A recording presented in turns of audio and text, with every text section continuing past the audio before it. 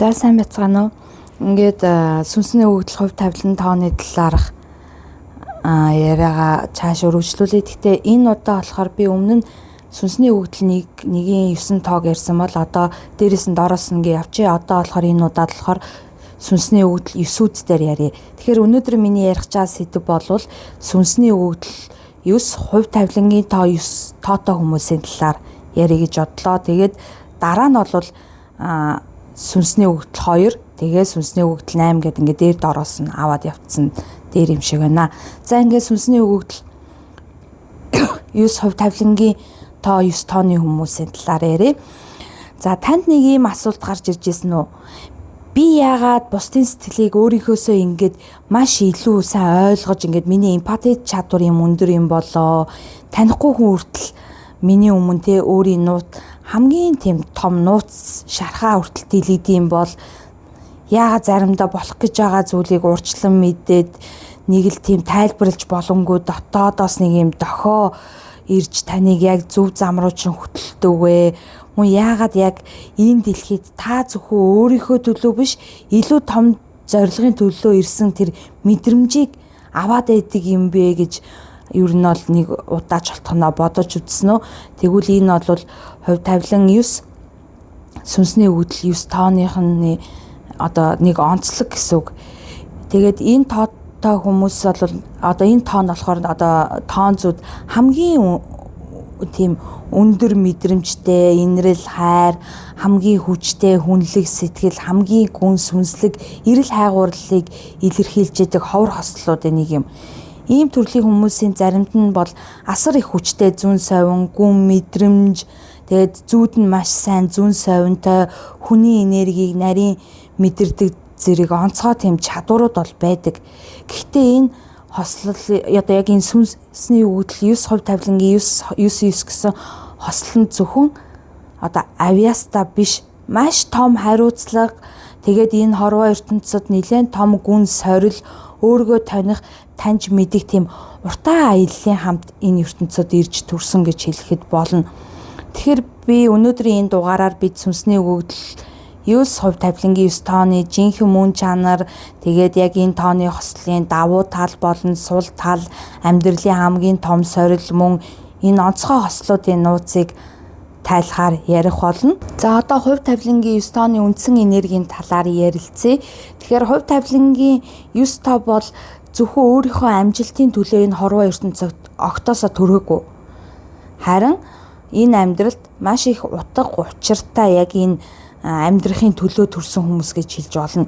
9 бол нэг оронтой тоонуудын яг төгсгөлийн дээд тоо шүү дээ. Тиймээс тоон зүүд бол 9-ийн тоог бол 1-ээс 8 хүртэлх тооны бүх хүч чадал, энергийг өөртөө шингээсэн тоо одоо энергитэй тоо гэж үздэг. За тэгэхээр энэ тоог бол нөгөө нэг одоо альва зүйлийн төгсгөл дуусгал эсвэл мэрэгэн ухаан, өршөөл, инрэл хайр, хүн төрлөختөнд үйлчлэх ухамсарын бэлэгдэл гэж бол тоон зүүд үздэг. Энэ нь олон одоо амьдралын дуршлага, олон сургамжийн дараа бий болсон сүнсний боловсрсон тэр гүйцэтгэн байгаа илэрхийлж байгаа гэж тайлбарж яадаг. Ийм төрлийн хүмүүс ертөнцийг зөвхөн би энэ ертөнцөөс зөвхөн би юу авах вэ гэж хардаггүй. Харин би энэ хорвоо ертөнцид юу үлдээж чадах вэ гэж өөрөөсөө байнга асууж яадаг хүмүүс байдаг.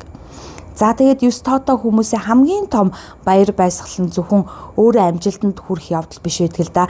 Харин өөрийн мэдлэг, хуримтлуулсан дуршлага, тэгээ хайр инэрлээ бусдын амьдралд тэр хайр инэрлээрээ бусдын амьдралд гэрэл гэгээг асах явдал нь байдаг. Тиймээс хувь тавилангийн 9 дэх хүмүүсийн дунд бол багш, сурган хүмүүжүүлэгч, эмч, сэтгэл зүйч, зөвлөх одоо зөвлөгөө өгдөг хүн, уран бүтээлч, за мөн бас лам одоо бясалгал хийдэг хүн, бясалгагч, хүмүүнлэгийн байгууллагын ажилтан зэрэг хүний төлөө ажилдаг мэрэгжлийг сонгоцсон тийм хүмүүс нэлээ олонтой байдаг. Энэ бүр цаанаасаа яг ингээд ертөнц орвоод бусдын төлөө яг ингээд үйлчлэх мэтэр яг тэр авирн ч гэдэг юм уу тэр энерги нь гарч ирээд идэг ахна байна. Мөн 9 энерги нь маш өндөр мэдрэмжтэй холбоотой гэж нумеролог одоо тоон зүүд үздэг л дээ.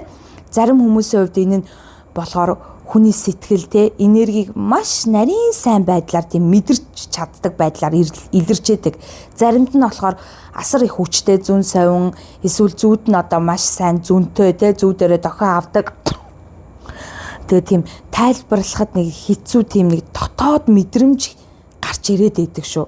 Тиймээс ер нь бол хувь тавилын 9 тоотой хүмүүсийн дунд бол лам, бясалгагч, сүнслэг зөвлөгч гэдэг юм уу, зарим нь бүр зүүн бэлэгтэй хүмүүс ч энэ 9 тооны хүмүүс дотор цөөнгүй байдаг. Гэхдээ маш чухал нэг зүйлийг ойлгох хэрэгтэй. Хувь тавилангийн 9-тэй хүн бүр зүүн бэлэгтэй байдаггүй.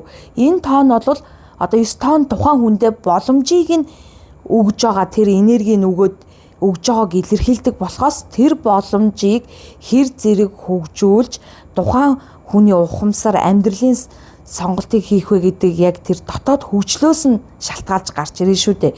9-ийн бас нэг өөр нэг онцлог бол маш хүчтэй инэрл хайр юм. Тэгэхээр яг хувь тавилангийн 9 тоотой та бол хин нэгний зовж байгааг хараад зүгээр өнгөрч чаддаггүй. Хин нэг нь итгэлээ алдсан байх юм бол зоригийг өгөхийг хүснэ. Хин нэгэн ганцаардаж байвал дэрэгдэн байхыг хүснэ. Энэ бол 9 тооны хамгийн том уур чадварч гэдэг юм уу? Яруу ертөнцөөс авсан хамгийн том бэлгэн гэдэг л да. Гэхдээ хамгийн том сорилонч мөн яг энтэй адилхан байдаг нь. Яг ингээд түрүүний хэлдэгтэй адил байдаг. Ер нь бол бусдын зовлонг өөрийнхөө мөрөн дээр үүрч эхлэх мөчөөс эхлээл та айжмаар өөрийн гэрлийг унтраадаг гэдгээ огтын мартаж болохгүй. Тиймээс хувь тавилангийн 9-ийн жинхэнэ хүч нь бол зөвхөн хайр инрэлтэй байдаггүй. Инэрлээ харин мэрэгэн ухаантайгаа хослуулж чаддаг оршдог шүү. Энийг ойлгох хэрэгтэй. За тэгэхээр та бол энэ хорвоо ертөнцийг ганцаараа аврах гэж ирсэн хүн биш. Харин өөрийн гэрлээр бусдын замыг гэрэлтүүлж өгөх тийм үүрэгтэй төрсэн хүн гэдгээ та ойлгох хэрэгтэй. За одоо харин сүнсний өгдөл 9 хувь тавилангийн 9 болоод ирэхээр энэ бол тоон зүүнд бол тайлбарын дагуу хамгийн гүн мэдрэмжтэй, хайр инрэлтэй, сүнслэг өсөлтийн энергийг илэрхийлдэг ховор хослолуудын нэг гэж үздэг. Та энэ ертөнцид зөвхөн амжилт гаргах гэж ирээгүй, та утга учир бүтээхээр энэ хорвоо ертөнцид ирсэн. Та зөвхөн мөнгө олох гэж амьдэрдэггүй. Зөвхөн нэр хүндийн төлөөч тэмүүлээд байдаггүй. Таны дотор үргэлж нэг асуулт байдаг байхгүй юу? Энэ нь би энэ дэлхийд ямар сайн одоо өөрийн сайнаар өөрийн уул мөрөө үлдээх вэ? Энэ л асуулт таны амьдралын ихэнх сонголтуудыг чи удирдах байдаг гэж бараг хэлж болох зүйл л дээ. Тэгэхээр ер нь бол та нэлээд тийм гүн бодолтой альва зүйлийн төлөө ингээд бүр бүх зүрх сэтгэлээ баярдаг. Ингээ бүх зүйлд ингээд сэтгэлээ дэвсэд өгдөг хүн байдаг штэ. Яг тийм төрлийн хүн гэж таныг бол хэлж олно. За тэгээд нөгөө нэг би энэ дэлхийн хорвоо ертөнцид ер нь яг яаж сайн уул мөрөө үлдээх вэ гэдэг энэ асуулт бол таны амьдралын ихэнх тэр сонголтуудыг чи удирдах байдаг шүү. Одоо 9-9-ийн хослолтой хүмүүсийн хамгийн том онцлог бол маш хүчтэй эмпатитэй чадвартай гэсэн үг. Та бусдын баярыг чин сэтгэлээсээ хуваалцаж чаддаг. Гэхдээ үүнээсээ илүүтэйгээр бусдын тэр өвдөлтийг ч гэсэн өөрийн юм шигээр яг тэр мэдэрч чаддаг гэсэн үг. Заримдаа хүн юу ч хэлээг байхад яг тэр хүний тэр гунигтай байгааг та бол өлхөө анзаарчдаг.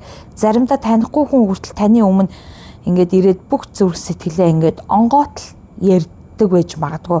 Учир нь таны дэргэд хүмүүс өөрийн ирэхгүй л аюулгүй байх тэр мэдрэмжийг авч чаддаг гэсэн үг. Таны энерги хүмүүсийг шүүхээсээ илүү ойлгохыг хүсдэг. Тиймээс олон хүн таныг өөрөө ч мэдлгүйгээр зөвлөгчөөч гэж бодд юм уу, эсвэл дүшиг тулгуур мань, эсвэл сэтгэлээ онгойлгодог хүнээ болгож ингэж хараад байдаг. Мөн энэ хослын хувьд бол хослын хүмүүст амьдрал дандаа энгийн дардан байдаггүй. Эсрэгээр амьдрал бол танд бол багасаа л олон тэр зовлонг өгч, тэр олон зовлонгоор сургамжийг өгчихсөн байдаг. Та энэ амьдралдаа алдах үе үдчих олон байсан бах, ганцаардах үе үдчих нэлээд байсан, бусдад буруу ойлгогчдаг тийм үеуд нэлээд олонтой байсан бах. Гэхдээ энэ бүх сорил таныг хатуу хүн болгохын тулд биш, харин илүү ухаалаг, илүү инэрэнгүү, илүү одоо тийм хүнлэг гүн хүн болгохын тулд байсан юм шүү л гэж хэлээ. Нумерологийн нөгөө нэг сүнслэг тайлбаруудад бол энэ хоёр хослолтой энэ 9 нь бол зарим хүмүүст бол хүчтэй зүүн совин, дотоод гүн мэдрэмж, эсвэл зүйд нь маш хүчтэй байх, хүний энергийг нарийн мэдрэх чадвартай байж болно гэж үздэг. Гэхдээ энэ нь хүн бүрд ижил хэмжээгээр бол илэрдэггүй.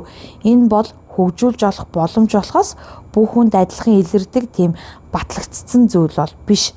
Харин хөгжүүлэх юм бол маш асар мэдрэмжтэй зүүн совинтой хүн болчихлох нь штэ. Харин баг бүх 9-үүд хоёр энэ 9-тэй хослолтой хүнд бол нийтлэг байдаг нэг чанар байдаг. Тэр нь бусдыг тийм өршөөж чаддаг зүрх сэтгэл гэж хэлж болно. Таны гомдоосон хүнийг та ойлгохыг хичээн. Таныг шархлуулсан хүний дотоод өвдөлтийг хүний хүртэл харахыг нь оролдчихэдэг. Энэ нь таны хамгийн том энэ хорвоо ертөнцийн дэх хүч гэж хэлж болно. Мөн бас хамгийн нэг том сорил гэх юм бол өршөөл хязгааргүй байж болох үед хязгааргүй байдлаа яг байгаа тэр үед ч хүмүүс таны сайхан сэтгэлийг асар их буруугаар ашиглах эрсдэл дагуулж идэг. Тиймээс энэ хоёр 9-ийн хослолтой хүмүүсийн хамгийн чухал сурах нэг зүйл бол хайр инрэлтэй байх нь өөрийгөө золиослох гэсэн үг биш шүү. Өршөөх нь бүхнийг зөвшөөрж зөөлөн бай гэсэн ч үг биш. Туслах нь бүх хүний ачааг өөрийнхөө нуруунд дээрээ үүр гэсэн үг биш шүү дээ. Таны сүнс энэ дэлхийд бүх хүнийг аврахаар огт ирээгүй. Харин замаа хайж яваа хүмүүст гэрлийг нь асааж өгөхөөр ирсэн гэдгийг ойлгох хэрэгтэй. Тиймээс өөрийнхөө гэрлийг хамгаалж сур. Өөрийн дотоод амар амгалангаа хадгалж сур. Учир нь таны хамгийн том бэлэг бол зөвхөн мэдрэмж биш, таны оршихуй өөрөө бусдад итгэл, тайвшрал, урам зориг өгч чаддагт оршдог шүү. Иймээс сүнсний өгдөл 9 хувь тавилан 9-ийн жинхэнэ мөн чанарыг нэг өгүүлбэрээр хэлэх юм бол та энэ дэлхий зөвхөн амьдрахаар ирсэн биш, харин хайр, инрэл, мэрэгэн ухаанаараа бусдын амьдралд гэрэл гэгээг нь асааж, бусдын амьдралын зам мөрийг нь гэрэлтүүлж өгөхөөр ирсэн хүн гэдгийг ойлгох хэрэгтэй. За тэгээд 2-9 хүмүүсийн жинхэнэ даалд авьяас нь бол зөвхөн бүх зүйлийг мэдрэхтэй байдаггүй. Мэдэрсэн зүйлээ хүний төлөө ашиглаж чаддаг байх ёстой. Хүнд зөв үгийг зөв үед нь хэлдэг бай. Хин нэгний нэгний өөрөө олж хараагүй тэр давуу талыг нь та бол маш сайн олж харж чаддаг. Тиймээс яг тэрийг нь хараад хэлж өгдөг бай. Сэтгэлээр унсан хүнийг тайвшруулна. Угаасаа та тэгтээ яг тэгдгэлтэй. Тэгээд хүмүүсийн хоорондын зөрчлийнхэн тэр цаад гүн шалтгааныг нь маш сайн ойлгож харж чаддаг. Хүнд амьдралынх нь утгыг дахин харахад нь энэ амьдралынхаа утгыг дахин олж харахад нь асар сайнаар тусалж чаддаг ийм төрлийн хүмүүс гэсэн үг. Тэгэхээр ер нь бол 9-9-ийн маш хүчтэй авьяас бол эдгээр авьяасууд болж чаддаг шүү. Иймээс энэ хослолын хүмүүсийн зарим хүмүүс нь болохоор тийм лам, бясалгагч гэдэг юм уу, сүнслэг, тийм зөвлөгч, багш, сэтгэл зүйч, эмч, эдгэх чиглэлийн ажилтан, уран бүтээлч зэрэг хүний дотоод ертөнцтэй ажилтдаг тэр салбарт илүүтэй их татагдж байдаг. Мөн бас танд урлагийн авьяас хүчтэй илэрж болно. Учир нь 2-9-тэй хүний өөрийн мэдэрсэн зүйлээ үгээрээ тайлбарлаж чадахгүй үедээ, жишээ нь хөгжим дууч гэдэг юм уу, уран зураг, зохиол, шүлэг, кино бүтээлээр дамжуулан илэрхийлэх тэр чадвартай байдаг гэсэн үг байхгүй. Нэгэсэндээ тэр сэтгэл дагаа, тэр гүн мэдрэмж, сэтгэл дагаа нэг чухал тэр нэг орж ирээд байгаа торгон тэр нэг гоё мэдрэмжийг үгээрээ хэлж чадахгүй бол та яг уран бүтээлээр бол шууд дамжуулаад гаргаад ирч чаддаг тийм төрлийн хүмүүс байдаг шүү. За таны энэ их асар мэдрэмжийн цаана бас нэг том алдаа бий. Маш мэдрэмтгий хүн бүх мэдрэмжээ зүүн совин гэж ойлгож огт болохгүй. Ямарваа нэгэн айдас ч гэсэн мэдрэмжийг төрүүлнэ, өнгөрсөн шарах ч гэсэн дохоог өгжээдэг. Тэгээд ингээд дотоод сэтгэлдээ орж ирсэн тийм нэг хүсэл мөрөөдөл шиг ч гэдэг юм дэрүүн зүйл нь яг л энэ үнний юм шиг байна гэж хүчтэй тийм сэтгэл хөдлөл орж ирж, яг тэр сэтгэл хөдлөлтөө ингээд зүгээр л нэг сэтгэлд нь ороод ирсэн зүйл дээр сэтгэл хөдлөлтөө хитрхи их ингэж автах гээд байдаг. Яг л энэ мөн, энэ үнэн гэж ингээд зүтгэх гээд байдаг бас тал байдаг. Тиймээс ер нь бол 9-9 гэсэн тийм 2-9 тооны хослолтой хүний хөгжүүлэх хамгийн өөртөө одоо хөгжүүлэх хамгийн чухал чадвар нь бол би үнэхээр мэдэрж байна уу эсвэл айж байна уу гэдгээ ялгаж сурах зүйл байдаг шүү.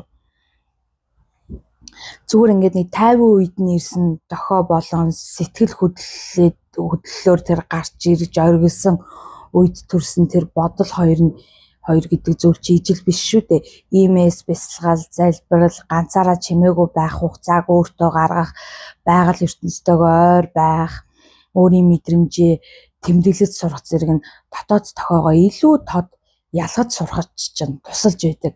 Эцэст нь бол хэлэхэд 9-9-ийн хамгийн том 70-50-ыг нэг өгүүлбэрээр хэлэх юм бол таны онцгой чадвар зөвхөн бусдаас илүү мэдрэхтэй биш, мэдэрсэн зүйлээ мэргэн ухаан болгон хувиргаад тэр мэргэн ухаанаараа бусдын замд гэрлийг асааж чаддаг оршдог шүү гэж хэлмээр байна. За тэгээд сүнсний өгөгдөл 9 хувь тавилын 9 тооныхныг бол гаднаас нь бол харахад тийм их тайв, ууж, бусдыг ойлгодог хүн шиг бусдад бол харагдаж санагдана.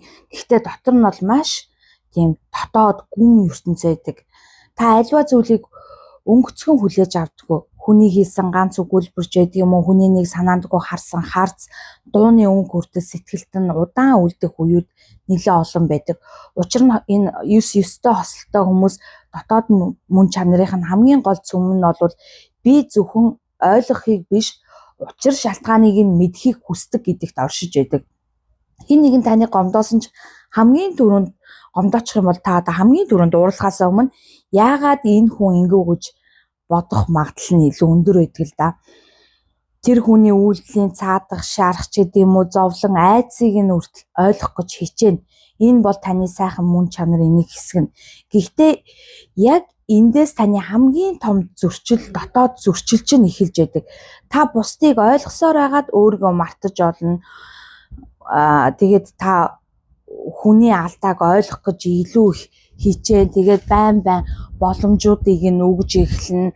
Тэгэл та ахаад л өөрийнхөө сэтгэл зүрхийг шархлуулаад ахаад л уучлна.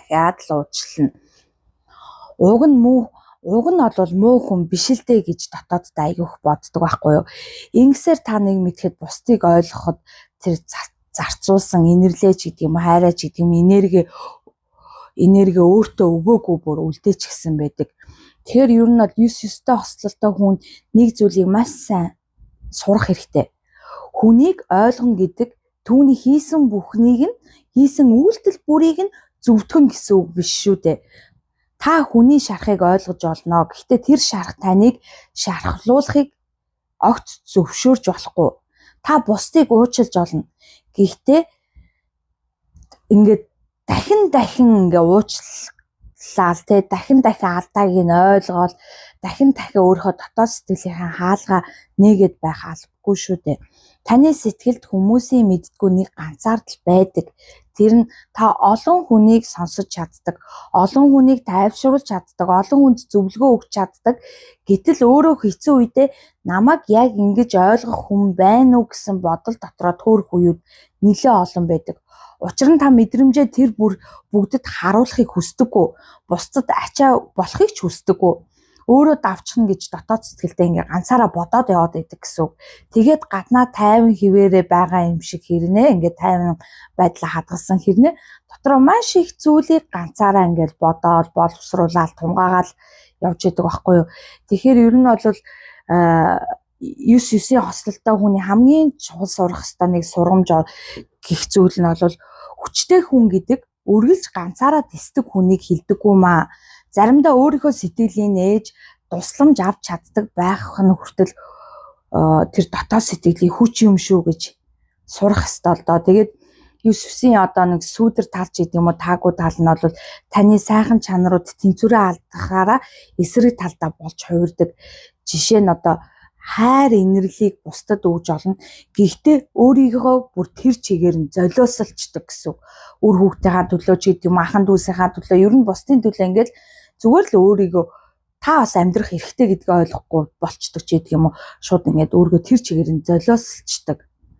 За тэгээ альва зүйлд уучлал бол таны сайхан тал. Гэтэл энэ уучлал чинь хит их төвчээрийг авчираад таны ингээд байж болонгүй төвчээрийг авчираад байвал бас л таны сүдэр тал болоод хувирчдаг.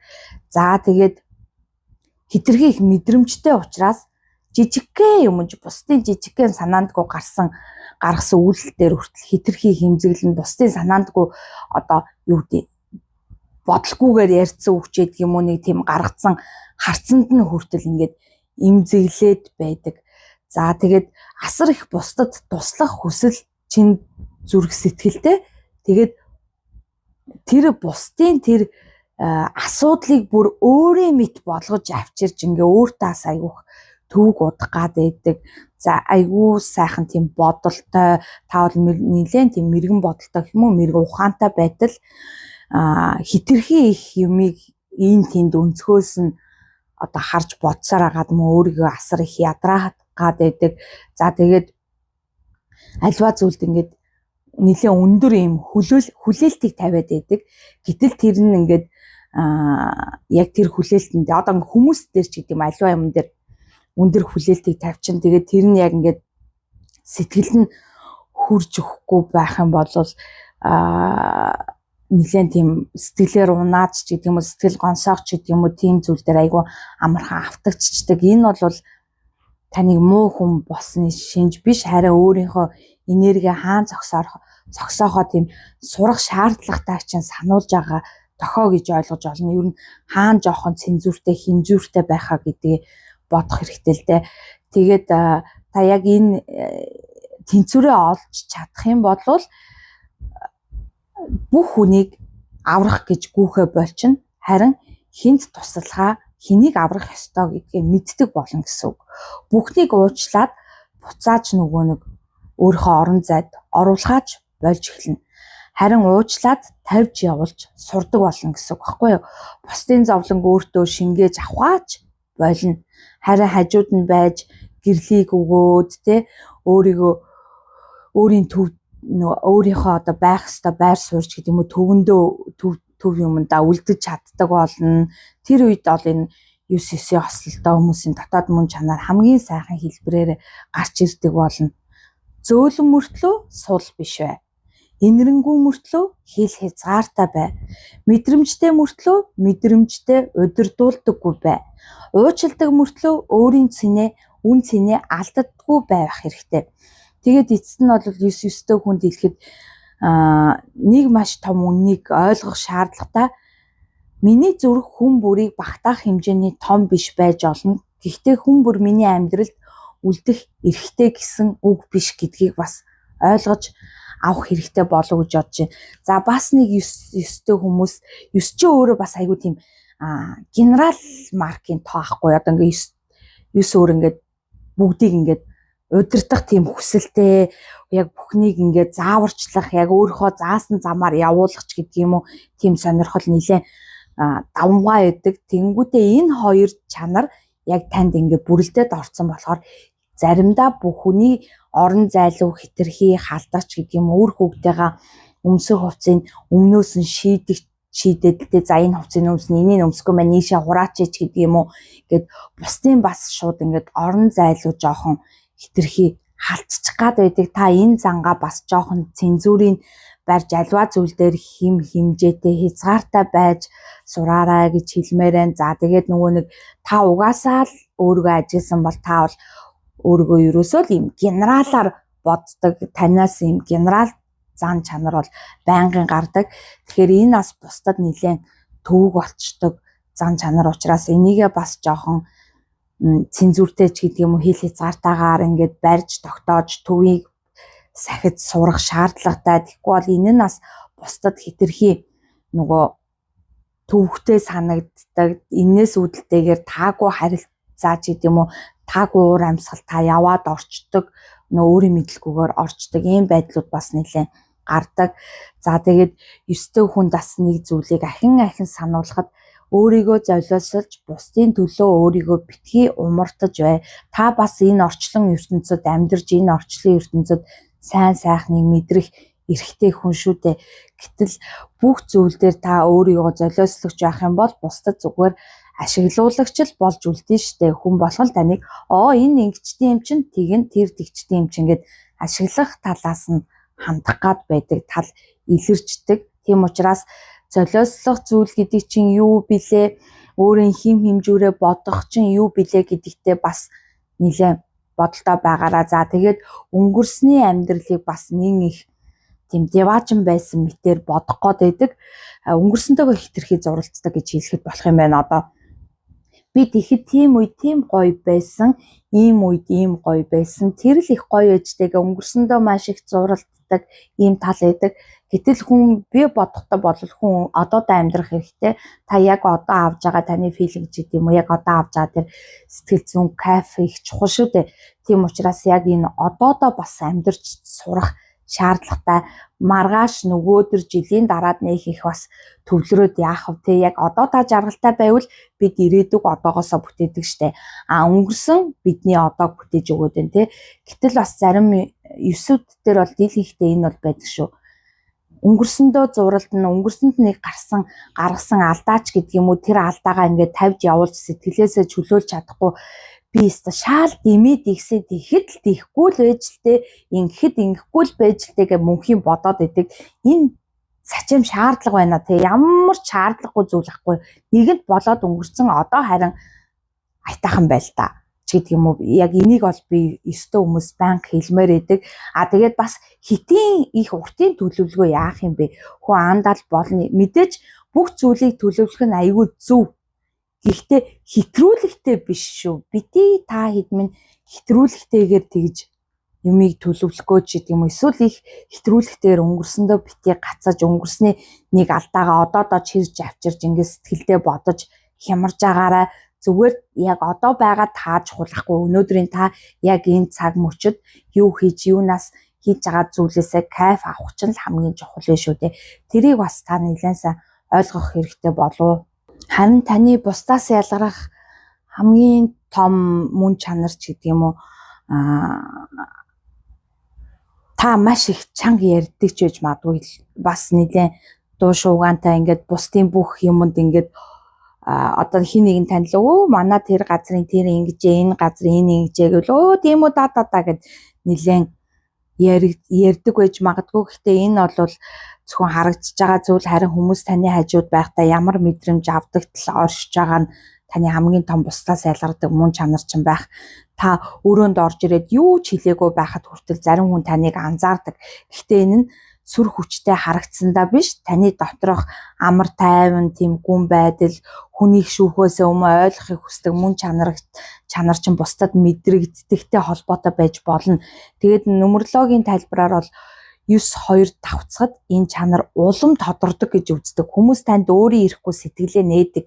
9-9-ийн хүний хажууд хүмүүс дүр исэхэ болчихдог үе их. Дүнгиж танилцсан хүртэл амьдралынхаа хүнд зүйлсийг танд ярьж эхэлж магадгүй. Яагаад гэвэл учир нь та зөвлөгөө өгөхөөс өмнө сонсож чаддаг, шүүхээс өмнө ойлгохыг илүүтэй хичээн, хүний алдааны цаана ямар шалтгаан байгааг мэдхийг хүсдэг. Энэ бол 9-9-ийн хамгийн сайхан мөн чанар нь. За мөн хүний сайн талыг нь бусдаас төрүүлээд олж харж чаддаг. Бусад хүн энэ хүн бүтэхгүй дээ гэж бодож байгаа та үгүй энэ хүний дотоод сэтгэлд нь ч гэдэг юм уу, яг дотоод нөөцт нь бол асар их боломж байна гэж та харж чаддаг. Заримдаа тухайн хүн өөрөө өөртөө итгэхэ болчихсон байхад хүртэл та тэр хүнийх нь тэр түүний чадварыг нь бол олж хараад ингээд илрүүлж чаддаг. Тиймээс таны хэлсэн ганцхан өгүүлбэр хүний амьдралд маш удаан хугацаанд та бодогдож явж тэр үлдэх боломжтой байдаг. Чи чаднаа, чамд энэ авиас байна гэсэн таны энгийн нэг үг хүртэл хин нэгний хувьд амьдралынх нь эргэлтийн асар том цэг нь болж өгч мэдхэл юм. За тэгээд та альва зүйлийн тэр өвдөлтч гэдэг юм уу те, өвдөлт хэцүү байдлыг та мэрэгэн ухаан болгон хувиргаж чаддаг. Ер нь бол 9-9-ийн хослолтой хүний хамгийн сонирхолтой чанар энэ дээр гарч ирж байдаг л да. Та амьдралын хүнд зүйлээс нэг зүйл одоо зүгээр нэг гараад ирдэггүй, харин энэ надад юу заав гэж заавал эргэж хардаг гэсэн үг шүү. Тиймээс наасаа ахих тусам таны амьдралын туршлага бусдад хэрэг болох тэр мэрэгэн ухаан болж хувирах боломжтой байдаг.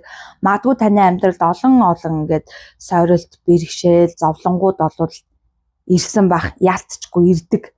За тэгтээ та тэр зовлон сорилт бэрхшээл бүрээ мэрэгэн ухаан болгоод нас ахихын хэрээр хүмүүст энэ зүйл чинь ингэдэм бэлээ, энэ замаар явж хахад ийм том нүх байдгийм бэлээ, ингээд ороод хүн чинь унцдığım бэлээ, тэгээд энэ нүхнээсээ ингээ гараад ирдığım бэлээ, ер нь амьдрал хэд чинь шүү дээ гэд ингээд нэг мэрэгэн ухаан болгоод яриад өгөх хэмжээний хүн болчдөг байхгүй юу?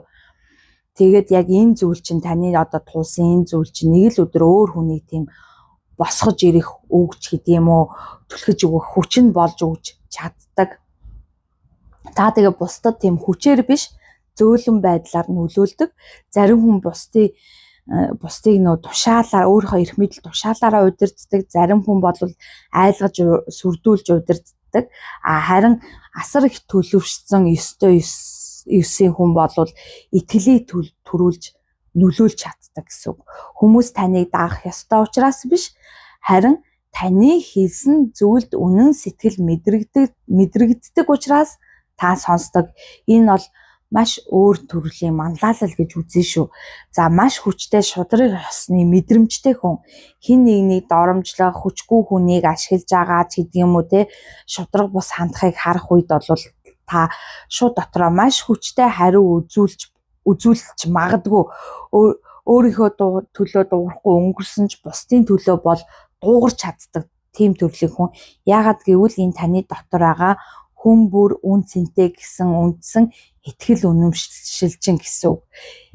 За бас та бусдаас ялгарх сүүдэр тал нь бол хүний сайхан талыг нь олж хардаг чанар чинь улаан дохойг үл тоож одоо ингээд шууд дайрдаг тийм болж хувиргадаг шүү заяа. Нэг ясандаа одоо та ингээд бүх юмнээс хүний сайхныг хараад байдаг. Гэтэл танд ингээд улаан дохойг асаагаад ингээд харьцаад бол зогс стоп гэдэг анхааруулга ирсэн байсан ч та тэрийг бүр ингээд үл тоогоо тэр хүн лөө зүтгэх гээд байдаг нэг юм чанар байдаг. За тэгээд та хитрхи тийм өршөөнгүй уучламтай хүн штэ. Тэгэл дахин хүмүүс бас боломжийг өгөө дахиад өөрөөгөө сонирн байдалд оруулаад байдаг. Тэгээд бүгдэд туслах тэр хүсэл чинь хүсээгүй байгаа хүнийг хүртэл аврах гэж ингэж оролдож ингэж шал дэмий үйлдэл гаргаж ингэж тэрийг нөгөө талч ингэж буруу дайралт шиг ойлгодог гэсэн үг байхгүй. Нэг ясандаа та хитрхи их бусдад туслах юм хүсэл эрмэлзэл тэмүүлэлтэй. Гэтэл ямар ч тэр зүйлийг чи авах сонирхолгүй байгаа хүнд ингээд та үгүй энийг ингээ хийчихэд ихчгээгээд ингээд байгаа нь бусдад айгүй тийм төвхтэй юм шиг байдлыг үүсгээд байдаг гэсэн үг. За тэгээд бусдын асуудлыг яг өөрийнхөө ингээд бүр давж гарах ёстой тулаан дайн шигээр үзэж ингэж бүр цуг ингэж дайрах гад байдаг тийм эрсдлийг гаргаад байдаг. Тэгээд хүмүүсээс хэд их өндөр хүлээлтийг хүсээд тэгээд тэр хүн чинь тэр хүлээлтийг өгөхгүй болохоор стресстэй, нервтэй эхэлдэг гэсэн үг. Та хүний боломжийг хараад тухайн хүний бодит зан чанарыг энэ харахаа бүр мартчихдаг байж магадгүй. Ер нь тэгдэг.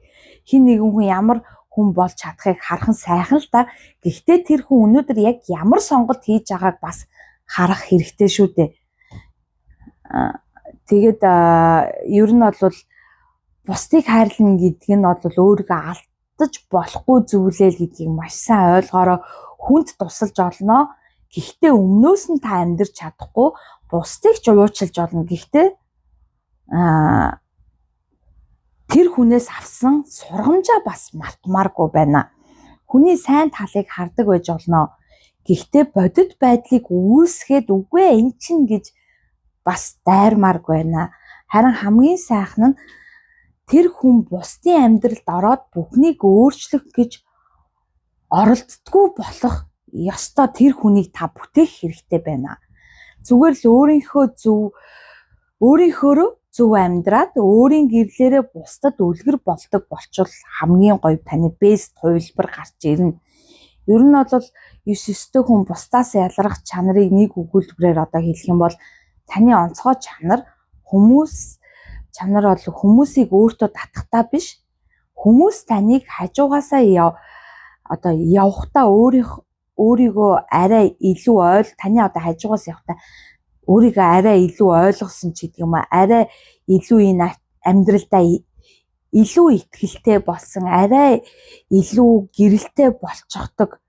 Тэр бол таны жинхэнэ бусдаас ялгарах онцлог гэж хэлж олно. За тэгээд та бол чимээгүй атлаа маш хүчтэй бусдад нөлөөлөгч нь шүү гэж хэлээ. За харин таны хувьд тохирох одоо ажил мэргэжил гэх юм бол та нэг онцгой зүйлийг анхаарах хэрэгтэй.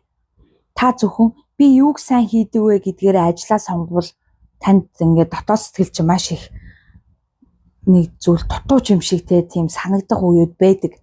Харин миний хийж байгаа зүйл хинт хэрэгтэй вэ? Би үүгээрээ ямар үн цэнийг бүтээж байна вэ гэдэг асуултын хариултыг олсон үедээ ажилдаа илүү их сэтгэл ханамжийг авч чаддаг гэсэн үг. Ер нь бол тоон зүгийн тайлбараар бол 9-9-ийн гол давуу тал нь эмпати чадвар өндөртэй, гүн ойлголттой, бүтээлч чанар ихтэй хүмүүст нөлөөлөх чадвар нь ч өндөр байдаг. Тиймээс дараах чиглэлүүдтэй одоо таны зан чанарын хувьд сайн нийцэж болно гэж одоо би нэг тайлбартаа хийх ажлыг чинь санал болгох юм бол сэтгэл зүйч, зөвлөх коуч та хүний хэлсэн үгийг сонсохоос гадна цаана нь яг тэр углуурагт нь байгаа мэдрэмжийг нь анзаарахтаа маш сайн байдаг.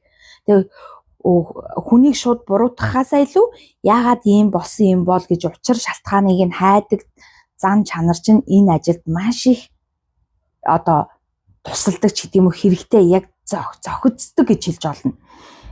Таны хүч хүний өмнөөс асуудлыг шийдэхдээ биш, өөрөө хариултаа олоход нь туслах байдлаар гарч ирдэг гэсэн үг шүү. Ер нь бол гарч ирдэг.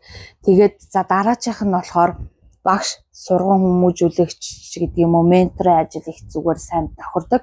Тэгэхээр 9-9-тэй хүн мэдсэн зүйлээ зөвхөн өөртөө хадгалдаг биш, бусдад дамжуулах тийм асар их хүсэлтэй байдаг. Ингээ бусдад руу чиглүүлж яадаг.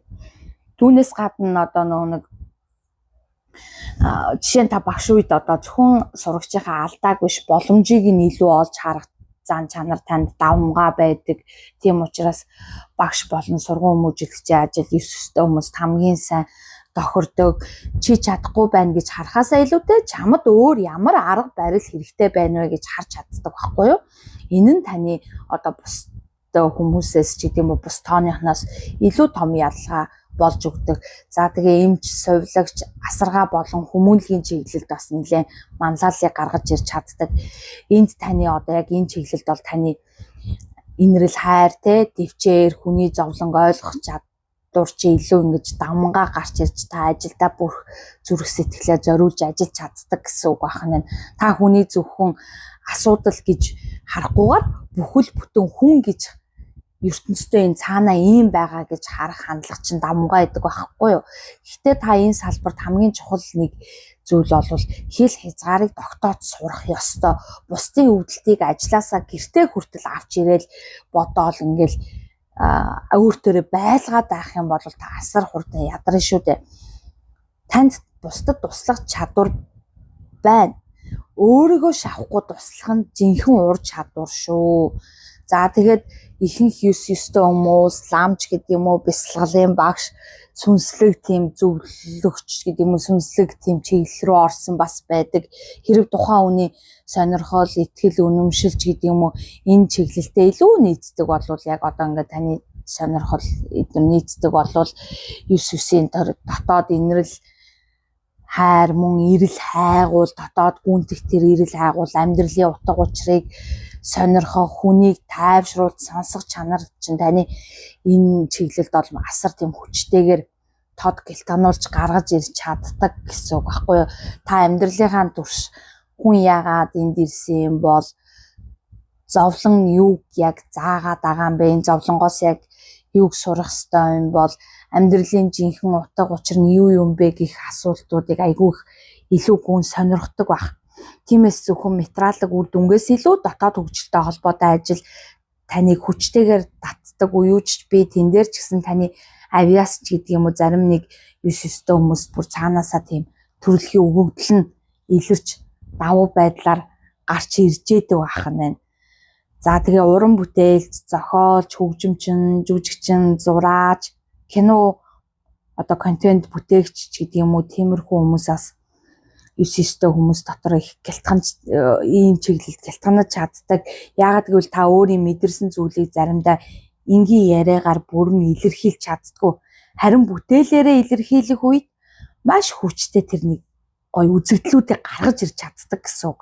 Таны туулсан энэ амьдралд туулсан замналч гэдэг юм уу, өвдөлч гэдэг юм уу энэ бол зохиол болох боломжтой. Тэгэд эндээс юу сурах ёстойг та ойлгуулж гаргаж ирж чаддаг гэсэн үг байхгүй юу? Таны мэдэрсэн хайрч гэдэг юм уу те таны тэр мэдэрж байгаа нэг тэр сэтгэл хөдлөл, хайр, догтлол бас хөгжин болох боломжтой байдаг. Таны харсан одоо амьдралч гэдэг юм уу? Амьдралаас ойлгосон зүйлч гэдэг юм уу? Энэ нь кино, уран зураг, контент болох боломжтой байдаг. Тэгээ 9-9-тэй хүмүүсийн уран бүтээл зүгээр нэг гоё ингээд зүйл харагдахаасаа илүү хүний сэтгэлд нэг тийм үлдсэн, хоногшсон зүйл гэж байдаг ш нэг уран бүтээл тийм болох боломжтой байдаг.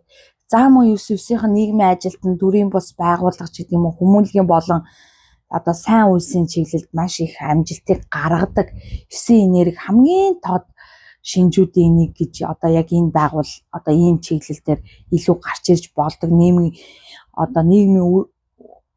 таны нэг том одоо чадварч гэдэг юм уу зүйл бол нийгмийг өргөн хүрээгээр сэтгэх чанар ч юм байдаг л да. Нөө зөвхөн надад юу ашигтай вэ гэхээсээ илүү олон хүнд энэ зүйл яг яаж хэрэгтэй болох вэ гэдгийг та илүү дамгаа харах гэдэг гэсэн. Тиймээс хүүхэд ахмад насны ч гэдэг юм уу боловсрал, байгаль орчин, хүний эрх, ядуурл зэрэг нийгмийн асуудалтай холбоотой ажил танд илүү утга учиртай санагдаж тэн дээр та өөрийгөө жинхэнэ мөн чанарыг гаргаж ирж чаддаг, мөн танд нэлээд амжилтыг авчирна. Таны жинхэнэ мөн чанар гарч ирж байгаа болохоор танд ч давмгаа яг энэ ажилдаа та сэтгэл зүрхээ барьж хийдэг учраас мөнгөн ч гэсэн таны дагаад ирж идэг гэсэн үг. За мөн илтгэгч, контент бүтээгч гэдэг юм уу зохиолч болох юм бол амьдралынхаа туршлагаасаа нөгөө нэг гаргаж авсан сургамжаа бусдад дамжуулж чадах үед асар хүчтэй тийм хүмүүсийн сэтгэлд хүрсэн бүтээлийг бий болгож чаддаг. Яагаад гэвэл би бас үүнийг туусан гэж хүмүүс олж харж ингээд хүний сэтгэл нэрэл ийм байдаг да. Нэрэл ингэдэгдээ гэдэг зүйлийг та гаргаад ирдэг гэсэн үг байхгүй юу? Тэгээ таны хамгийн том давуу тал энд бол мэдлэгэндээ биш, мэдрэмжтэйгээр нөгөө бусдад яг тэр зүйлийг хүргэх чадварч оршиж байгаа шүү. За тэгээд та мөн бас нийгэмд бол тийм удирдлага, манлайлалын чиглэлд маш илүү бас тохирч чаддаг. Та бүх зүйлийн ард сууж бусдад үйлчлэх ёстой гэсэн үг шүү дээ. Та сайн удирдагч болж чаддаг. Гэхдээ таны хамгийн хүчтэй манлайлал бол намайг дагаад яв гэхээсээ илүү бид хамтдаа үүнийг бүтээе гэсэн хэлбэртэй оршиж идэг байхгүй юу. Тэгэхээр хүмүүсийн хэрэгцээг ойлгож альва зүйлийг том зургаар нь хараад нийтлэг зорилгын төлөө хүмүүсийг нэгтгэх чадвар ч юм бол энд аюул сайн ажиллаж гарч ирж чаддаг байх нь. За танд одоо ингээд огт тохирохгүй ажлын орчин гэх юм бол энд одоо мэрэгжил ярихаасаа илүүтэй орчин нь чухал да. Зөвхөн мөнгөний төлөө хүний үн цэнийг үл тоодог те байнгын хэрүүл тэмцэлтэй ёс зүйн хувьд өөрийн үнэт одоо таны дотоод үнэт зүйлтэй чинь зөрчилддөг газарт бол та бол удаан ажиллавал дотроосоо нөгөө нэг тийм дотоод сэтгэлдээ хоосорч нэг тийм утгагүй мэт танд санагдаж эхлэх бах. Тэгээд цалинчин өндөр байсан ч гэсэн би энд яг юу хийж байгаа юм бэ гэсэн асуулт нэг л өдөр танд ингээл ургаал гараад ирнэ. Тиймээс таны карьерийн гол түлхүүрчин бол ур чадвар, утга учир, хүмүүст өгөх үн цэнэг энэ гурвын нэгдэл байдаг шүү. Энэ гурвын нэг доор олж чадхал юм бол та бол ажлаа зүгээр нэг орлогын их үүсвэрээр биш өөрийн авиасыг амьдралын зорилготойгоо холбосон тийм гэрэлт замчин болж хувирч чаддаг. Таны хамгийн тохирох ажил бол хамгийн их мөнгө өгдөг ажил байх шаардлагагүй. Харин таны авиасын үнэлээд таны яг тэр өөрийн чинь мөн чанарыг алдагдуулахгүйгээр бусдад үн цэнд бүтээх боломжийг олгодог ажил бол танд хамгийн зөв зохистой одоо тохирох ажил гэж хэлж болно. Тэгээд сүнсний өгөгдөл 9 хувь тавилангийн 9 тооныхын хүмүүсийн тэр мөнгөтэй харилцаа нэг тийм сонирн байдаг л да. Энэ хослын хамгийн том асуудал нь ихэнхдээ мөнгө олох чадваргуудаа биш, олсон мөнгөө өөрийн үн цэнтэйгээ зөв холбож сураагуудаа байдаг шүү. Одоо тоон зүүн тайлбараар бол 9 энерги нь мөнгийг амьдралын эцсийн зорилго гэхээсээ илүү ямар нэгэн сайн зүйл бүтээх хэрэгсэл гэж харах хандлагатай байдаг. Тиймээс 9-9-тэй хүмүүс би яаж хамгийн их мөнгө олох вэ гэж бодхоосоо илүүтэй би яаж хэрэгтэй зүйл хийх вэ гэж бодох нь илүүтэй элбэг байдаг. Энэ бол маш сайхан зан чанар. Гэхдээ мөнгөний тал дээр хамгийн том алдаач эндээс нь эхэлдэг. Та өөрийн хөдөлмөрийг хэд хэмт үнэлэх магадлал асар өндөртэй. Хүнд тусалж байгаа учраас мөнгө авах эвгүй санагдана. Танил хүн болохоор үнэгүй хийчихнэ.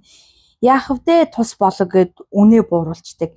Хин нэгэн хэцүү байдалтай байвал өөрийн хэрэгцээг хойш тавиа шууд байгаа бүх мөнгө төгрөгөө өгөөд тусалчихна. Ингэснээр та одоо бусдад асар их үн цэн өгдөг мөртлөө өөртөө хоосон үлдэх зүйл байгаад байдаг шүү. Өөртөө ингээд баг зүйлийг авч үлддэг ч гэдэг юм уу те. Тэгэхээр танд бол та нэг зүйлийг маш сайн ойлгох хэрэгтэй. Сайхан сэтгэлтэй байх, өөрийн хөдөлмөрийг үнгүүтэлэх хоёр чинь хоёр өөр зүйл шүү дээ. Та мөнгө авч байгаа учраас хүн чанаргүй болж байгаа биш. Харин өөрийн хөдөлмөрийн үн цэнийг хүлээн зөвшөөрж байна гэсэн үг шүү дээ. Танд ингээд мөнгө тогтдгүй байж магадгүй. Одоо 9-9-тэй хүмүүсийн хувьд бол мөнгө орж ирэхдээ боломжийн сайн орж ирнэ, гарахтаа ч маш хурдан байдаг. Шалтгаан нь дандаа өргөлгөн зан чанар чинь биш. Бусдад та зээлдүүл чинь. Эсвэл бусдад ингээд шууд өгч чинь. Гэр бүл ойр дотны хүний асуудлыг санхуугаараа шийдэх гэж үзнэ. Хин нэгнийг өргөдөөд мөнгөө өгчих нь буцааж нэхэж чаддаггүй. Өөрийн хэрэгцээнээс өмнө бусдын хэрэгцээг илүү тавих гэдэг. Заримдаа бүр хүний асуудлыг мөнгөөр аврах гэж оролдох үед хүртэл танаас гарна. Энэ бүхэн нийлээд яг уу би мөнгө олдог мөртлөө яагаад надад мөнгө үлддэггүй юм бол гэсэн нөхцөл байдал тань дандаа үүсдэг гэсэн үг шүү. Тэгэхээр та мөнгийг жоохон хайдаа ингээд жоохон хямгтаа өөрийнхөө төлөө авч сурах ёстой юм болов. Тэгээд бас нэг танд нэг юм сонин дотоод нэг тийм юм байдаг. Мөнгөний араас хөөцөлдөх нь муухай ч гэдэг юм уу. Сайн сайхан хүн мөнгө бодох ёсгүй. Хүмүүс тусалж байгаа зүйлээсээ их мөнгө авч болохгүй гэсэн нэг тийм даалд итгэл үнэмшил даалд хумсарч чинь байдаг юм уу. Нэх мөнгийг юм чинээ бодохгүй ингээд тараачдаг л та.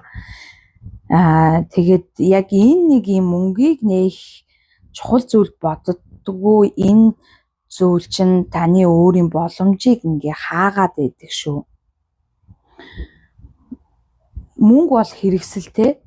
Зөв хүний гарт орвол гэр бүлээ хамгаална, сайн сайхан мэдлэгийг бүтээж олно, ажлын байрыг бий болгоно, бусдад туслана, илүү том сайн үйлс хийх боломжийг өгнө. Тиймээс одоо энэ 9-9-тэй 2-9 хослолтой хүмүүсийн хувьд бол мөнгөтэй эвлэрэх гэдэг нь шуналтай болох тухай биш ээ. Харин өөрийн үн цэнийг хүлээн зөвшөөрөх тухай юм шүү. Өөрийн авиасыг бодит үн цэнд болгож чадсан үед хүнд туслах хүсэл, тэр мэрэгжлийн ур чадварч гэдэг юм уу тэр чин гарч ирж болно. Мэдрэмж одоо таны мэдрэмж та асар юм мэдрэмжтэй учраас бүтээл чадвар чи өндөр гэж хэлж болно. Тэгээд таны дуршлаг бусдад хэрэгтэй шийдлийг ч гаргаж ирдэг. Эдгээрийг нийлүүлж чадах юм бол орлого бий болох боломж чинь нээгдэнэ. Мөнгө авах та бол эрхтэй юу гэж өөрөөсөө асуухын оронд би ямар бодит үн цэнд бүтээж байна гэж асуудаг байгаарай. Тэгвэл мөнгө таны хувьд зориг биш, бүтээсэн үн цэний чинь солилцоо болж эхэлнэ шүү дээ. Бусдад одоо мөнгийг өгөхдөө өөртөө ч бас үлдээж сурмаар байна. Аль бусдад туслахтай хэл хязгаартай мөнгөн дээр бас жоохон хэл хязгаар тогтоодог баймаар байна. зээл өгөхдөө сэтгэл хөдлөлөөр иш боддоор шийдвэрийг гаргадаг баймаар байна. Өөрийн хөдөлмөрийн үнийг хэлхээсээ битгий ич. Хуримтлалыг ерөөсө хувиа хичээсэн зүйл гэж хизээч битгий бодож. Учир нь өөрөө санхүүгийн хувьд доктортой хүн бусдад илүү удаан ч гэдэг юм уу илүү их тусыг бүтээж чадна шүү дээ. Тиймээс 9-9-ийн хослолтой хүний мөнгөний энергийг нэг өгүүлбэрээр харин хэлэх юм бол мөнгө таны сүнслэг чанарын дайсан бишээ.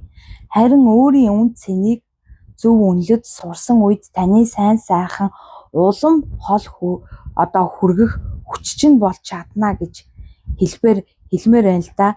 Санхүүгийн жинхэнэ элбэг дэлбэг байдал бол их мөнгөтэй харагдахтаа биш, мөнгийг өөрийгөө болон бусдыг тэр тэтгэх ухаалаг хэрэгсэл болгож чадсан шүү дээ. Энд л таны санхүүгийн эрхчлэл орших бах. Тэгээд 9-9-тэй хүн бол мөнгийг юм чинээ тоохгүйгээр сэтгэл хөдлөлөөрөө хитрхи гаргах, бусдад хий димээ хоосон өгөх гэдэг хандлага бол байдаг. Тэрнийгээ жоохон зөв зохицуулаад сурчих юм бол харин танд бол мөнгө татагддаг. Та мөнгөний энергитэй хүмүүс шүү. За таны хувьд хайр гэдэг зүгээр нэг хам тухай ойлголт биш. Таны хувьд хайр бол та сэтгэлээрээ холбогдно, илүү их ойлголцоо хүснэ, хамтдаа өсөн дэвжих тухай тийм ойлголт байдаг. Тиймээс 9-9-тэй хүн хин нэгнийг үнэхээр хайрлах юм бол хагас дутуу хайрлана гэж бол хизээч яахгүй. Тэр хүний баяр баясгалан айдас мөрөөдөл шарахыг нь хүртэл ойлгохыг илүүтэй хүснэ.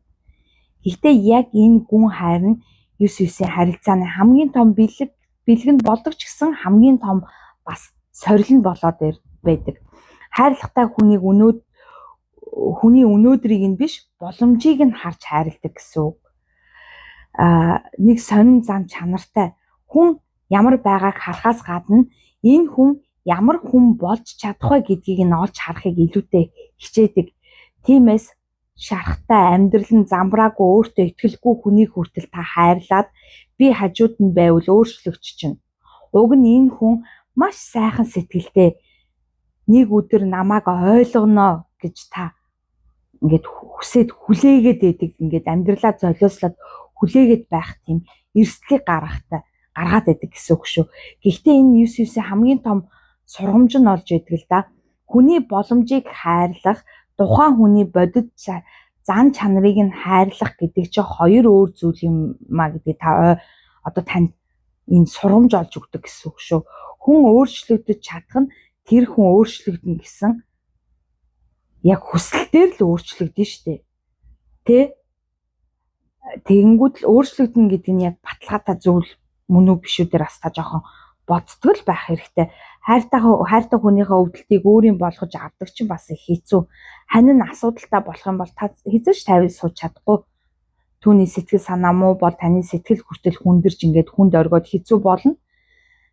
Таны хайртай хүний санхүүгийн асуудал, гэр бүлийн асуудал, өнгөрсөн шарахыг нь хүртэл та бидний асуудал болгож хүлээж аваад ингээд цогтой яадаг нэг юм сонь цогтой байх тэр хандлагыг гаргаж ирнэ.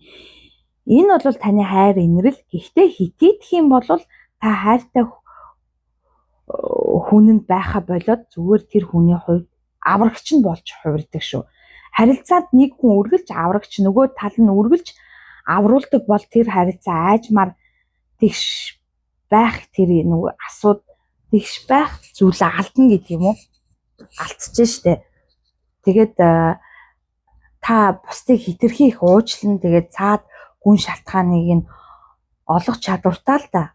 Тэр багтаа ийм зүйл туулсан, түүнд хэцүү байгаа, надад зориулж ингэж хандаагүй байхаа гэдэл шал өөр тайлбараар ингээд өөр сайхнаар нь ингээд шалтгааныг гаргаж ирж бодох гээд байдаг гэдэг юм уу. Гэхдээ та нэг зүйлийг маш сайн санах хэрэгтэй. Хин нэгний шарах тэр хүний зан авирыг нь тайлбарлаж болно. Гэхдээ таныг шархлуулах эрхийг өгөх ёсгүй гэсэн үг байхгүй юу? Уучлал гэдэг зүйл сайхан зүйл. Гэхдээ уучлал гэдэг дахин ижил зүйлдер дэвчих ёстой гэсэн үг биш шүү дээ, тэ. За тэгээд гаднаасаа та бусдыг ойлгодог, дэвчээрдэг хүн мэт харагдаж олно. Гэхдээ дотроо маш хүчтэй нэг тийм хүсэл танд байдаг. Намайг ч бас хин нэг ингэж гүн ойлгоосоо гэсэн хүсэл байдаг шүү. Та бусдын сэтгэлийг ямар агааг нь асууж чаддаг, ямар байна, яаж юм те бусдын талаар асууж чаддаг. Харин хин нэгэн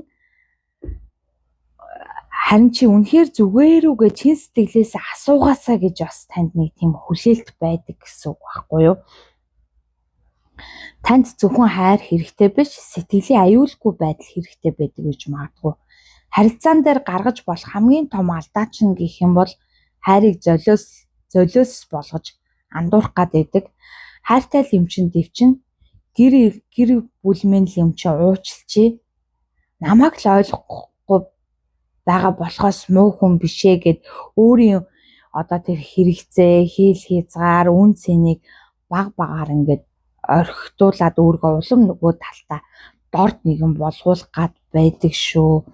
Тэгэхээр эцэст нь та тэр хүнийг алдахаасаа илүү айсаар өөрийгөө алдчихсан байдаг нэг тийм тал байдаг гэж хэлэх юм. Одоо тэр хүнийг юу гэж тайлбарламаар энд ойлгоцсон уу гэдээ асууад байхгүй. Гэхдээ одоо эцэст нь одоо та тэр хүнийг алдчихгүй гэдэг айцаасаа болоод ч гэдэг юм өөрийгөө жинхнээс алдсан байдаг гэж хэлэх юм уу. Тиймээс таны харилцаанд хамгийн чухал дүрм гэх юм бол хайр таныг улам өөрөөр чинь болгох ёс. Одоо өөрөөр чинь байх тийм хүн болгох ёстой болохоос биш өөрийгөө бүр үл тоомсорлож мартахад хүргэх ёсгүй шүү. Та өөрийгөө хайр таныг жинхэнэ таныг золиослуулах ёсгүй байхгүй юу? Тэгэхээр таны инэрэнгүү занг ашигладгүй хүн танд одоо таны хажууд байвал хамгийн сайн зохих годагааз тэгээд таны мэдрэмжийг хэтрүүлээд байна гэж дорд үздэггүй хүн таны хажууд байх хэрэгтэй. Тэгэхгүй таны мэдрэмж бас жоохон хитийдэх гэдэг болохоор бусдад одоо ингээд ямар хэтрүүлэхтэй юм бэ гэдэг тэр хандлагыг өгөх гээд байдаг гэсэн үг л дээ. Таны өгч байгаа хайрыг зөвхөн аваад байдаггүй буцааж өгч чаддаг хүн таны хажууд байх ёстой. Мөн хамгийн нэг чухал зүйл бол таныг аврагчаа гэж биш хамтрагчаа гэж хардаг хүн таны хажууд байх ёстой шүү. Тийм харилцаанд бол та маш үнэнч, халамжтай, гүн хайртай одоо хайраа гаргаж чаддаг, гүн сэтгэлээр тэр хайраа гаргаж хайраа илэрхийлж чаддаг, бусдын ханин болж чаддаг гэсэн үг байна. Тэгээд нэг л өдөр 9 нөө хайр гэдэг зүйлийн хамгийн том хайр гэдэг зүйл дээр хамгийн том нэг зүйл үннийг ч гэдэг юм ойлгож эхэллээ. Би чамайг хайрлаж болно. Гэхдээ чиний өмнөөс амьдрах албагүй. Би чамайг уучлж болно. Гэхдээ өөрийгөө дахин шархлуулах албагүй юм байна. Би чамд гэрлийг өгч олно. Гэхдээ чиний төлөө өөрийн гэрлийг унтраах ёсгүй юм байна гэдгийг та нэг бас ойлгох өдөр ирэх нь ирдгийм аа. Одоо ингээд хоошоо суухгүй ч гэдэг юм уу юу ч харамлахгүй хин нэгэн хүн асуудалтай байвал хамгийн түрүүнд очиод дэмжлэгийг үзүүлэл дэмждэг хин нэгэн итгэлээ ингээд алдсан байх юм бол хамгийн түрүүнд зориг одоо тэр зориг дэвчээрийг нь одоо өгж идэг. Гэхдээ нэг л өдөр та өөрөөсөө нэг зүйлийг асуух болно. Би хүн бүхэнд туслаад л яваад байла. Харин надад хэн тусалж байна вэ гэж та яг энэ асуултыг нэг л өдөр та өөрөөсөө асууж магадгүй. Энэ бол 1-9 одоо тооны хослолын хүмүүс дотор хамгийн түгээмэл тохиолддог одоо мөчн гэж хэлж олно л доо. Учир нь та бусдын төлөө амьдрахтаа өөрийнхөө мөрөөд, лам, өөрийнхөө амралт те өөрийн аз жаргал тэр итгийг хэл эрүүл мэндэ хүртэл бүр ингээ орхитуулчихсан байдаг. Мөн таны өөр нэг сорил бол хүн бүрийн доторх сайн талыг нь олж харахыг хичээж идэг. Энэ нь үнэхээр сайн сайхан чанар л да. Гэхдээ заримдаа өөрчлөгдөх хүсэлгүй хүнийг хүртэл өөрчлөгдөн гэж итгэсээр цаг хугацаа, сэтгэл зүрэх, хүч энерги шал дэмий зарцуулсан байдаг байхгүй юу? Амьдрал танд нэг үнийг дахин заах гэж оролдоно. Энэ нь бол хүн зөвхөн өөрөө хүссэн үедээ л өөрчлөгддөг юм шүү. Та замыг нь харуулж чадна. Та гараас нь ч түгшиж чадна. Гэхдээ өмнөөс нь та тэр хүний өмнөөс амьдрч алхаж чадахгүй шүү дээ. Мөн нэгin энерги таныг бүхнийг өөрөө хийхийг чинь хүсвэл болно. Харин 9 энерги нь таныг хүн бүрийн ачааг үүрхийг хүсүүлнэ. Энэ хоёр нийлээд ирэхээр таны дотроос асар том ядаргааг үүсгэждэг байхгүй юу? Тиймээс таны амьдралын хамгийн том сургамж бол хин нэгэнд туслахынхаа өмнө өөрийгөө хамгаалж сур. Өгөхийнхөө өмнө өөрийгөө эхлээд дүүрэг. Хайрлахаасаа өмнө бусдыг хайрлахаасаа өмнө өөрийгөө хайрлах. Энэ нь бол хувиа хичээсэн зан чанар огтоосоо биш шүү. Харин ч урт хугацаанд гэрлээ унтраалгүй авч явах хамгийн том ухаалаг сонголт ч болох юм болов. Жишээлбэл нэг лаа өөрөө унтрахчвал нөгөө лаа нараа асааж чадахгүй шүү дээ, тий. Харин өөрийн гэрлээ хамгаалж чадсан лаа олон мянган лааг асааж чадна шүү дээ. Тиймээс таны амьдралын хамгийн том сорил бол дэлхийн нийтийг хүн бүгдийг өөрчлөхдөө биш ээ. Өөрийгөө алдахгүйгээр дэлхийд гэрлийг түгээж сурахад орж байдаг. Энэ сургамжийг та ойлгосон мөчөөс эхлээд л ер нь бол жинхэнэ 1-9 чинь энерги жинхэнэ утгаараа хүчээ харуулж эхэлдэг юм шүү. За тэгээ тоон зөв бэлэгдлэр бол 9 бол дуусгал те уучлал, суллан тавьж явуулах, инрэл хайр, мэрэгэн ухаантай холбоотой тоог хэлээд байгаа те. Харин 2 9-ийн та 2 давхарлцсан нийлцсэн үед бол амьдралын сургамж нь зөвхөн сайн хүн байх тухай биш байдаг. Харин хайрлаж болно. Гэхдээ зуралтахгүй байх хэрэгтэй. Бусдад туслах боловч өөрийгөө золиосч болохгүй. Уучлж болно, сургамжаа мартахгүй. Тэр хүнийг дахин уучлж болно. Гэхдээ өнгөрснөөс авсан тэр сургамжаа мартаж болохгүй. Дууссан зүйлийг хүндэтгэлтэйгээр тавьж явуулжээ гэдэг гүн хичээл рүү энэ ертөнц хорвоо таныг аваад орчдөг гэж хэлж болно. Дууссан юмыг яг тэр үед нь цаг тухайд нь дуусгаж сурья. Хамгийн том кармын сэдвүүдийн нэг нь бол дуусгал гэж тоон зүуд энэ 9 тооныхын дуусгал юм а гэж тайлбарладаг л да. Амьдралд нь зарим хүн зөвхөн тодорхой хугацаанд л орж ирнэ штэ. Зарим нь ажил үүргээ гүйцэтгэхэд л дуусгаад явна. Зарим харилцаа танд хайр өгөхийн тулд биш, сургамж өгөхийн тулд ирсэн мэт байж болно штэ. Гэтэл 9-9 хүн би арай жаахан хичээх юм бол магадгүй нэг өдөр өөрчлөгдөх байх гэд дууссан зүйлтэй гээд зуралтах гад байдаг, эрсдэл байдаг. Эндээс таны авах ёстой сургамж бол бүх төгсгөл ялагдал биш, зарим төгсгөл дараагийн шатыг гэдэг юм уу, дараагийн зүйлийг нээж өгдөг гэдгийг та ойлгох ёстой. Уучлана. Гэхдээ авсан сургамжаа хадгалах байхгүй юу? 9 энерги уучлалтай айгүй их холбоотой тоо. Гэхдээ 9-9-ийн кармын сургамж нь бол хязгааргүй уучлах тухай биш ээ. Харин уучлалын жинхэнэ утгыг сурах тухай байдаг шүү.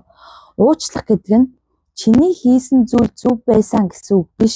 Харин би энэ шарахаар цаашдын амьдралаа удирдуулахгүй гэж шийдэх явдал байдаг шүү. Та хүнийг уучлж болно. Гэхдээ дахин итгэх хэсгээ өөрөө шийднэ. Та уур хилэнгээ тавьж болно. Гэхдээ сургамжаа авч үлдэх ёстой байхгүй юу? Тэгээд та аврагчийн дүрээс гарах ёстой. Таны зүрхэнд би туслах ёстой гэсэн хүчтэй мэдрэмж байж болно. Гэхдээ туслах хүсэл нэг мэтгэд би энэ хүнийг өөрчлөх ёстой гэсэн нэг тийм зүйл болоод хувирчвал асуудал чи эхэлдэг байхгүй юу? Хүн бүр өөрийн сонголт, өөрийн зам, өөрийн сургамжийг авах гэж энэ амьдралд ирсэн. Та зөвлөгөө өгч болно. Та гарааж гой сунгаж болно. Та бусдыг агуу их сэтгэлээр хайрлаж болно. Гэхдээ хүний өмнөөс амьдралыг нь туулж чадахгүй болохгүй шүү дээ. Тэгэхээр та эндээс нэг зүйлийг сурч авах хэрэгтэй. Хүнийг аврах биш, өөрөө босох боломжийг нь хүндэтгэх ёстой ахгүй, өгөх ёстой. Тэр өөрөө тэр хүн босоод ирэх унсан өөрөө босч ирдэг тий. Тэгэхээр тэр өөрөө босч ирэх тэр боломжийг нь хүндэтгэж өгөө. Аврах гэж урдуур нь битий зүтэг ингэдэг гэж битий дайр. За мөн дараачийн сургамж бол өөрийгөө уучлах юм уу? Таны уучлал зөвхөн бусдад чиглэдэг байхгүй. Заримдаа хамгийн хэцүү хүн өөр л үнд байдаг шүү. Тэр үед одоо яагаад ингэж сонгосон юм болоо? Яагаад ийм удаан твцсэн юм болоо? Би үүнийг мэдэх ёстой байсан гэд өнгөрсөн өөрийгөө шүүгээд идэг. Тэгж шүүж болно л доо. Гэхдээ өнөөдрийн ухаанаараа өчигдрийн өөрийгөө шүүх нь шударга биш шүү дээ. Тэр үеийн та тухайн үеийнхээ мэдлэг, мэдрэмж гэдэг юм уу, боломжийн хүрээнд тухайн нөхцөл байдлынхаа хүрээнд тийм зүйл болсон ч гэдэг юм уу, сонголтоо хийсэн. Тиймээс сүнсний нэг том сургамж чинь болол өнгөрсөн өөрийгөө шийтгэх биш, өнгөрсөн өөрийгөө ойлго. Тэр хүн л өнөөдрийн таныг энд авчирсан штэ, өнөөдрийн таныг бүтээсэн шүү дээ. Энийг ойлго. Өгөх болон авахын тэнцвэрийг жоохон барьж сурмаар байна. Өгөхдөө сайн, та үнэхээр өгөхдөө сайн штэ, сайн өгнө. Харин авах үедээ би өөрөө болондоо надаас илүү хэрэгтэй хүнд нүг гэж татгалзах хандлагыг илүү их гаргадаг. Гэтэл амьдрал зөвхөн өгөх урсгалтай байж болохгүй. Амьсгал авахтай адил аавна, гаргахтай яг ижил авахгүй, яг дэмтэй ижил авах өгөх хоёулаа хэрэгтэй. Хайрыг хүлээн ав. Магтаалыг хүлээн авч сур, тусламжийг ч хүлээн ав, хөдөлмөрийнхөө хөлсийг хүлээн авдаг бай. Ер нь бол 9-9-ийн хувьд хүлээн авч сурах нь хүртэл сүнсний чинь сургамж болох гэж энэ ертөнцид ирсэн гэж хэлж болно шүү. Тэгээд өвдөлтөд зориг болгон одоо нэг хувиргах хэрэгтэй гэж хэлэх юм уу? Таны туулсан зүйл зөвхөн шарах болон үлдэх ёсгүй байхгүй юу? Тэр дуршлагаасаа мэрэгэн ухааныг олж авч, мэрэгэн ухааныг бий болгох ёстой. Нэг өдөр таны туулсан хүнд үеүч чи өөр нэг хүндтэй би ганцаараа биш юм байна гэсэн итгэлийг өгдөг болох ёстой байхгүй юу? Таны алдаа тэгэхээр амьдралдаа удажсэн алдаа чинь сургамж болж олно. Таны амьдралаас авсан олон тэр шархууч чинь энэ амьдралын бас гүн ойлголт нь болж өгч олно. Таны дуршлаг бусдад замыг заах тэр мэдлэгчин болж болно штэ. Гэтэ энд нэг ялгаа бий. Шархтаа хэвээрээ бусдыг аврах гэж яарах биш. Эхлээд өөрөө идэгрээд дараа нь дуршлагаа гэрэл болгох ёстой шүү. Тэгээд таны амьдралд нэг дахин давтагтаад байдаг кармын хичээл гэдэг юм уу, тийм зүйл болвол нэг төрлийн хүн дахин амьдралд нь орж ирээд байна уу? Нэг төрлийн харилцаа дахин давтагдаад байна уу? Та ургилж бусдыг аврагчийн дүрд орчдгоо, хэл хязгаар тогтоох болгондоо та гимшдгөө. Тэгвэл үүнийг шийтгэл гэж харахаасаа илүүтэй би энд юу өөрөөр сонгож сурах ёстой юм болоо гэдэг дээр төвлөрмөр байна. Ер нь бол яг давтагдаад байна гэдэг чинь та нэг сонголтоо л буруу хийгээд байна гэсэн үг үстэй. Энэ бүгдөөс би юуг яг өөрөөр сонгож сурах ёстой болоод ертөнц хорвоо надаа энэ бүх давтагдсан карм зовлон өгөөд сорилыг өгөөд байна гэдгээс эндээс нэг юм ухаарах ёстой л доо. Тэгээд нэг ёсондоо сургамжийг ойлгохгүй байгаа үед л нэг ижил хийм айгуу давтагдсан штэ тий. Харин та өөрөө сонголт хийх мөчөөс хуучин мөчлөг тасарч эхлэе шүү. Эцэст нь бол сүнсний сургамж чинь болвол сургамж дээр би яг эдгээрийг яг ингээд зангидаад нэг өгүүлбэрээр хэлэх юм бол та бусдын ачааг үүрэх гэж ирээгүй. Та бусдын замыг өмнөөс нь туулж алхах гэж энэ хорвоо ертөнцөд ирээгүй. Та хайрлаж, уучлаж, гэрэл түгээхдээ өөрийгөө ч тэр гэрлийнхаа доорч гэдэг юм уу те дотор нь үлдээж сурахаар энэ ертөнц хорвоод ирсэн юм шүү.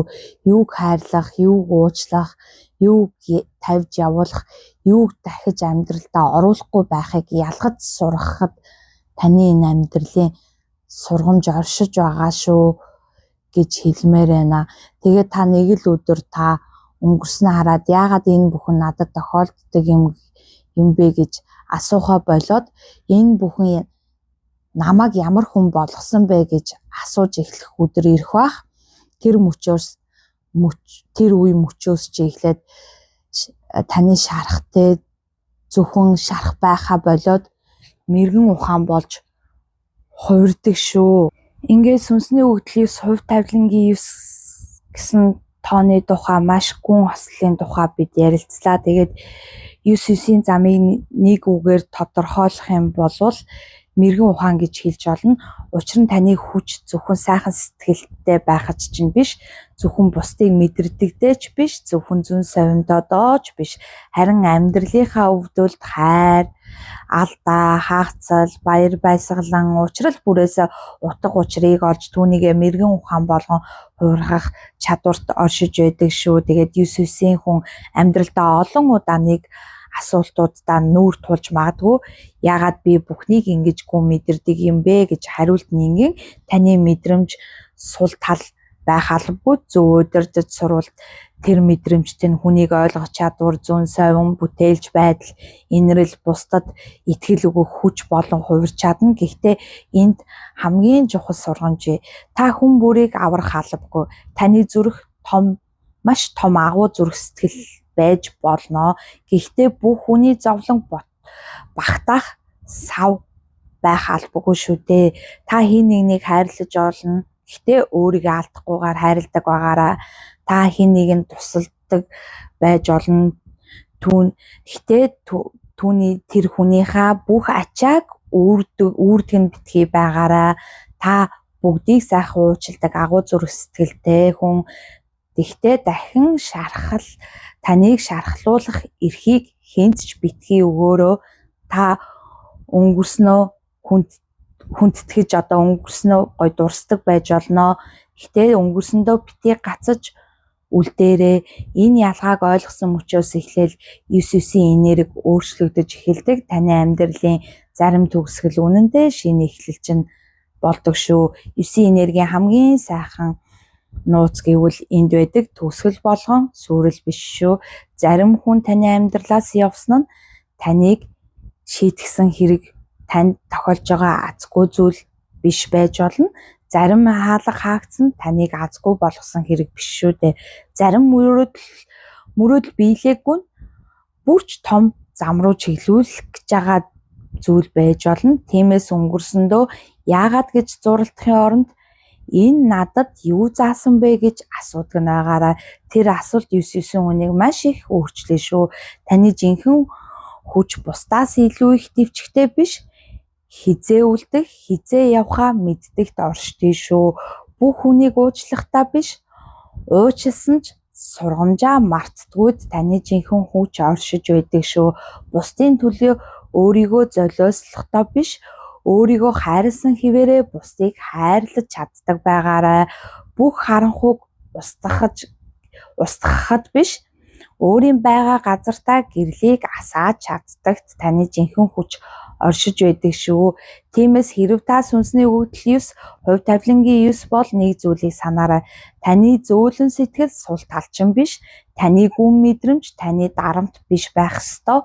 Таны туулсан зүйлс дэмий өнгөрөөсөн зүйлс бишээ. Харин энэ бүхнийг мэрэгэн ухаан болгон хувирах нь таны сонголт шүү. Эцэст нь танд энэ үгийг үлдээ. Бусдыг хайрл, гэхдээ өөрийгөө ч бас хайрл. Бусдыг уучил, гэхдээ бусдаас авсан сургамжаа битгий март. Бусдад тусал, гэхдээ өөрийгөө битгий золиосол. Тавьж явуулах ёстой юмыг тавьж явуул.